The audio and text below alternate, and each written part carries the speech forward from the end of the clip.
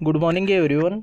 आज 25 मई 2020 और 25 मई से करंट अफेयर्स के जितने भी इंपॉर्टेंट क्वेश्चन बनेंगे उनको डिस्कस करेंगे डिटेल में इस वीडियो में। और प्रत्येक क्वेश्चन के साथ स्टैटिक जीके के इंपॉर्टेंट फैक्ट भी दिए जाएंगे जो कि बहुत इंपॉर्टेंट है, एग्जाम पॉइंट ऑफ व्यू से हैं। तो स्टार्ट करते हैं आज के करंट अफेयर। चलते हैं फर्स्ट क्वेश्चन पर।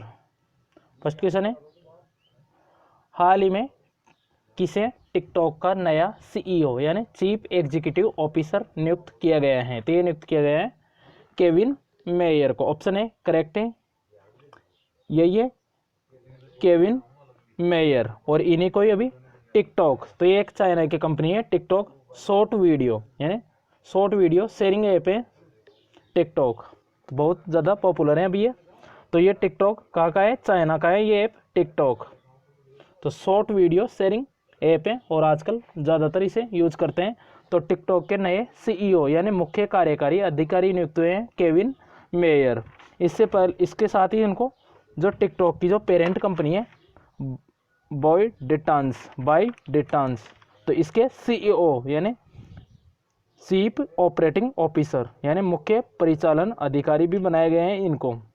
जैसे पेटीएम की पेरेंट कंपनी है 197 कम्युनिकेशन, और उसके अलावा गूगल की पेरेंट कंपनी है अल्फाबेट इंक, उसी तरह टिकटॉक की पेरेंट कंपनी है बाइडेटांस। तो टिकटॉक के सीईओ इंपॉर्टेंट है ये क्वेश्चन। तो ये बने केविन मेयर। बात करें टिकटॉक की, तो टिकटॉक की स्थापना हुई थी यानी शुरुआत हुई थी 2016 में, और इसकी जो पेरेंट कंपनी है बाइडेटांस।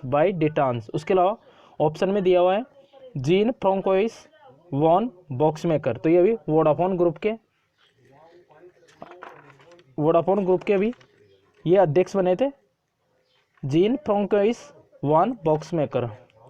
और उसके अलावा डेरेन तांग WIPO यानी वर्ल्ड इंटेलेक्चुअल प्रॉपर्टी ऑर्गेनाइजेशन, तो इसके अध्यक्ष बने थे डेरेन तांग। उसके अलावा क्यू डोंग्यू वर्तमान में FAO यानी फूड एंड एग्रीकल्चर ऑर्गेनाइजेशन के प्रेसिडेंट हैं। और जो जीन फ्रांकोइस वॉन बॉक्समेकर, तो ये अभी वोडाफोन ग्रुप के नए अध्यक्ष बने थे। तो केविन मेयर को भी टिकटॉक का नया सीईओ नियुक्त किया गया है। नेक्स्ट क्वेश्चन है,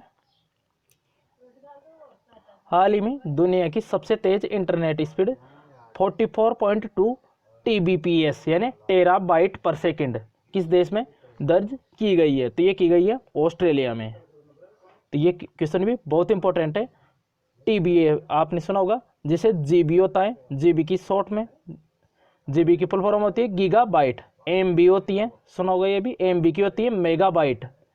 तो MBPS का मतलब होता है मेगाबाइट पर सेकंड, GBPS का मतलब होता है गीगाबाइट पर सेकंड, और TBPS का मतलब होता है टेराबाइट पर सेकंड। तो अभी दुनिया की यानी वर्ल्ड की सबसे तेज इंटरनेट स्पीड 44.2 टेराबाइट पर सेकंड दर्ज की गई है अभी ऑस्ट्रेलिया में। तो बात करें ऑस्ट्रेलिया की, बात करें तो ये रहा मैप में ऑस्ट्रेलिया की कैपिटल है कैनबरा, करेंसी है ऑस्ट्रेलियन डॉलर, और प्राइम मिनिस्टर है ऑस्ट्रेलिया के treasurer Scott Morrison. Option B correct है, ऑस्ट्रेलिया में भी दुनिया की सबसे तेज इंटरनेट की स्पीड 44.2 टेराबाइट पर सेकंड दर्ज की गई है। नेक्स्ट क्वेश्चन है,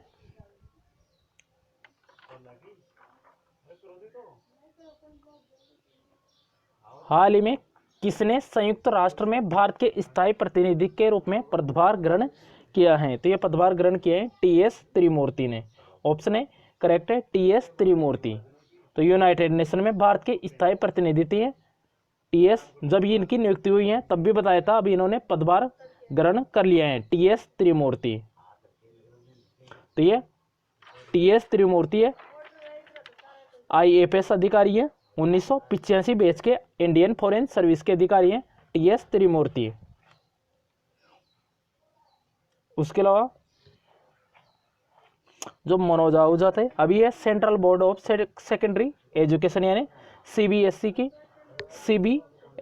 की मतलब अध्यक्ष बने थे मनोज आहूजा। उसके अलावा जो अनीता करवाल थी अभी तक, और उसके अलावा फिक्की की अध्यक्ष है वर्तमान में संगीता रेड्डी। अब बात करें यूनाइटेड नेशन की, तो यूनाइटेड नेशन की स्थापना हुई थी 24 अक्टूबर 1945 को। इसका हेडक्वार्टर है न्यूयॉर्क कहाँ पे? अमेरिका में। उसके अलावा महानिदेशक है संयुक्त राष्ट्र के एंटोनियो गुटेरस, और उसके अलावा इसमें टोटल कंट्री है 193 है यूनाइटेड नेशन में। और यूनाइटेड नेशन डे कब मनाया जाता है, तो 24 अक्टूबर को हर साल मनाया जाता है यूनाइटेड नेशन डे, संयुक्त राष्ट्र दिवस। नेक्स्ट क्वेश्चन है, हाल ही में राष्ट्रमंडल दिवस यानी कॉमनवेल्थ डे कब मनाए गए हैं, तो ये मनाए गए हैं अभी 24 मई को। ऑप्शन सी करेक्ट है, तो अभी 24 मई को कॉमनवेल्थ डे मनाए गए हैं। अब ये 24 मई को मनाया क्यों जाता है, तो रानी विक्टोरिया था, रानी विक्टोरिया, तो इनका जन्मदिन होता है 24 मई 1819 को इनका जन्म हुआ था, इसलिए 24 मई को मनाया जाता है राष्ट्रमंडल दिवस यानी कॉमनवेल्थ डे। अब ये राष्ट्रमंडल शब्द इसके बारे में बताते हैं, राष्ट्रमंडल तो जो भी देश अंग्रेजों के गुलाम रहे थे तो वो राष्ट्रमंडल देश है। जैसे भारत अंग्रेजों का गुलाम रहा था, तो भारत एक कॉमनवेल्थ कंट्री है, तो जो भी देश कभी ना कभी ब्रिटेन यानी इंग्लैंड के जो भी देश गुलाम रहे हैं तो वो कॉमनवेल्थ कंट्री है वो सभी। और जितनी भी जो कॉमनवेल्थ कंट्री होती हैं उनमें उच्चायुक्त नियुक्त किए जाते हैं, और उसके अलावा जो कभी ब्रिटेनों के गुलाम नहीं रहे हैं उनमें अम्बेसडर यानी राजदूत नियुक्त किए जाते हैं देशों में। तो अभी 24 मई को कॉमनवेल्थ डे मनाए गए हैं। नेक्स्ट क्वेश्चन है, हाल ही में त्साई इंग वेन किस देश के दोबारा से राष्ट्रपति बने हैं, तो ये बने ताइवान के। तो अभी ताइवान की दोबारा से राष्ट्रपति बने त्साई इंग वेन। अभी तक भी ये ताइवान की राष्ट्रपति थे, अब ये दोबारा से बनी है ताइवान के राष्ट्रपति। तो मैप में देखते हैं ताइवान को, ये रहा मैप में ताइवान। ताइवान की कैपिटल है ताइपे, करेंसी है ताइवान की न्यू ताइवान डॉलर, और प्रेसिडेंट तो यही बनी है दोबारा से त्साई इंग वेन। यही है त्साई इंग वेन जो इमेज में दिख रही है। उसके अलावा ताइवान अभी कुछ दिन पहले समलैंगिक विवाह को कानूनी दर्जा देने वाला पहला एशियाई देश भी बना था ताइवान। नेक्स्ट क्वेश्चन है, हाल ही में दुनिया के सबसे अधिक कमाई करने वाली महिला खिलाड़ी कौन बनी है, तो ये बनी है Naomi Osaka. Option A correct है, नाओमी ओसाका। अभी तक सेरेना विलियम्स थी पहले अमेरिका की खिलाड़ी है, टेनिस खिलाड़ी है अमेरिका की सेरेना विलियम्स। तो ये 4 बार की सबसे ज़्यादा 4 बार रही थी ये शीर्ष पर, और अब ये रही है नाओमी ओसाका। तो ये मात्र 22 साल की है और जापान की है नाओमी ओसाका। और इसके अलावा जो यूएस ओपन 2019 हुआ था, जो ऑस्ट्रेलियन ओपन वो हुआ था, वो जीता था नाओमी ओसाका ने। उसके अलावा यूएस ओपन 2018 का भी जीता था नाओमी ओसाका ने, तो ये याद रखना है। और इस बार का जो सोफिया केनिन ने जीता है इस बार का जो ऑस्ट्रेलियन ओपन हुआ था स्टार्टिंग में जनवरी में। उसके अलावा पुरुषों में जीता था नोवाक जोकोविच ने, तो ये ध्यान रखना है। तो अभी सारे ग्रैंड स्लैम किताब जो विंबलडन और फ्रेंच ओपन वो रद्द हो गए थे अभी कोरोना की वजह से, कोरोना वायरस की वजह से। सिर्फ ऑस्ट्रेलियन ओपन ही हुआ था। तो ऑस्ट्रेलियन ओपन 2020 का पुरुष युगल में विजेता थे नोवाक जोकोविच, सर्बिया के प्लेयर है। उसके अलावा महिलाओं में थी सोफिया केनिन, इन्होंने गार्बाइन मुगुरुजा को हराया था। तो नाओमी ओसाका शीर्ष पे है दुनिया की सबसे अधिक कमाई करने वाली महिला खिलाड़ियों में, तो यही है नाओमी ओसाका, तो ये जापान की प्लेयर है। नेक्स्ट क्वेश्चन है, हाल ही में खुडुल पहल को कोविड-19 यानी कोरोना वायरस डिसीज 19 से लड़ने के लिए वर्ल्ड की शीर्ष 10 पहलों में शामिल किया गया है। तो ये किस राज्य की है, तो ये है मणिपुर की। तो अभी मणिपुर की एक पहल है खुडुल पहल, तो इसको भी जो कोविड-19 है कोरोना वायरस के खिलाफ जो वर्ल्ड की टॉप 10 पहल है तो उसमें शीर्ष पर शामिल किया गया है, शीर्ष पर है। तो ये कहाँ की है, मणिपुर की है खुडुल पहल। तो ये LGBT यानी LGBT लोगों की मदद करने के लिए है ये पहल, खुडुल पहल। LGBT यानी लेस्बियन, गे, बी का मतलब होता है एल का मतलब लेस्बियन, जी का मतलब गे, बी का मतलब बाइसेक्सुअल, टी का मतलब ट्रांसजेंडर। तो LGBT लोगों की मदद के लिए है ये पहल। और YAOL एक NGO था YAOL, तो ये NGO था YAOL, इसी ने इस पहल को शुरू किया है। बात करें मणिपुर की, मणिपुर की कैपिटल है इम्फाल, चीफ मिनिस्टर है एन बीरेन सिंह और गवर्नर है नजमा हेपतुल्ला। उसके अलावा मणिपुर से इंपॉर्टेंट क्वेश्चन है, केबुल लामजाओ नेशनल पार्क। तो ये वर्ल्ड का एकमात्र 13वां नेशनल पार्क है, केबुल लामजाओ नेशनल पार्क, और मणिपुर में है लोकटक झील, इसी का अभिन्न हिस्सा है केबुल लामजाओ नेशनल पार्क। तो ये विश्व का एकमात्र 13वां नेशनल पार्क है। नेक्स्ट क्वेश्चन है, हाल ही में जारी केयर रेटिंग के अनुसार वित्त वर्ष 2021 में भारत के कच्चे तेल यानी क्रूड ऑयल के आयात में कितने प्रतिशत की गिरावट की संभावना है? तो ये है 8.9%। तो अभी केयर रेटिंग ने वित्त वर्ष 2021 में भारत के जो क्रूड ऑयल है उसके आयात में 8.9% गिरावट की संभावना बताई है। अब ये गिरावट किस वजह से है? तो अभी जो भारत में जो पेट्रोलियम है उसका कंजप्शन कम हो रहा है, इस वजह से कच्चे तेल के आयात में 8.9% की कमी की संभावना बताई है केयर रेटिंग ने। नेक्स्ट क्वेश्चन है, हाल ही में स्पेस ऑपरेशन स्क्वाड्रन किस देश ने लॉन्च किया है? तो ये क्या है? जापान ने। स्पेस ऑपरेशन स्क्वाड्रन एन है यहाँ पे, तो ये लॉन्च किया है जापान ने। ऑप्शन सी करेक्ट है, जापान। स्पेस ऑपरेशन स्क्वाड्रन अब ये जापान ने किया है, मतलब जो जापान ने अपनी जो नई डिफेंस यूनिट है वो लॉन्च की है इस नाम से। इसका नाम है स्पेस ऑपरेशन स्क्वाड्रन। अब ये जापान ने लॉन्च किया है। तो जापान, ये रहा मैप में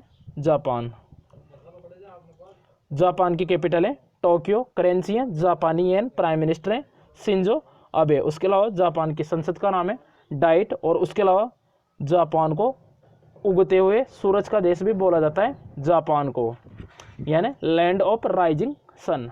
तो यानी उगते सूरज का देश कहा जाता है जापान को, क्योंकि सबसे पहले वर्ल्ड में सबसे पहले सूरज दिखाई देता है जापान में, इसलिए उगते सूरज का देश कहा जाता है जापान को, क्योंकि सबसे पूर्व में है ये।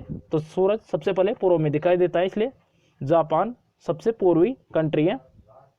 नेक्स्ट क्वेश्चन है, हाल ही में एस्ले कपूर का निधन हुआ है। वे किस देश के टेनिस खिलाड़ी थे? तो ये ऑस्ट्रेलिया के टेनिस खिलाड़ी थे एस्ले कपूर। यही है एस्ले कपूर, और इनका भी निधन हो गए हैं। तो ऑस्ट्रेलिया के फेमस टेनिस खिलाड़ी हैं एस्ले कपूर। उसके अलावा एस्ले बार्टी, ये भी ऑस्ट्रेलिया की टेनिस खिलाड़ी है, महिला टेनिस खिलाड़ी है, तो इनका नाम भी ध्यान रखना है, इंपॉर्टेंट है, ऑस्ट्रेलिया की है ये। और ये एस्ले कपूर, तो इनका भी निधन हो गए हैं। तो ये ऑस्ट्रेलिया के थे, और ऑस्ट्रेलिया के बारे में भी मैप में बताया था। और उसके अलावा जो भारत में जो समवर्ती सूची है वो कहाँ से ली गई है, कहाँ के संविधान से ली गई है? तो वो ली गई है ऑस्ट्रेलिया के संविधान से। उसके अलावा नीति निर्देशक तत्व, तो ये किस देश के संविधान से लिए गए हैं? तो ये लिए गए हैं आयरलैंड के संविधान से। तो ये याद रखना है, इंपॉर्टेंट फैक्ट है, समवर्ती सूची, तो ये ऑस्ट्रेलिया के संविधान से ली गई है। अब देखते हैं लास्ट वीडियो के क्वेश्चन का आंसर है, हाल ही में आरबीआई ने रेपो रेट को घटाकर कितने प्रतिशत कर दिया है? तो ये घटाकर किया था 4.4% से घटाकर 4% किया था अभी आरबीआई ने रेपो रेट। उसके अलावा रिवर्स रेपो रेट भी बताई थी मैंने। तो आरबीआई ने जो रिवर्स रेपो रेट है उसको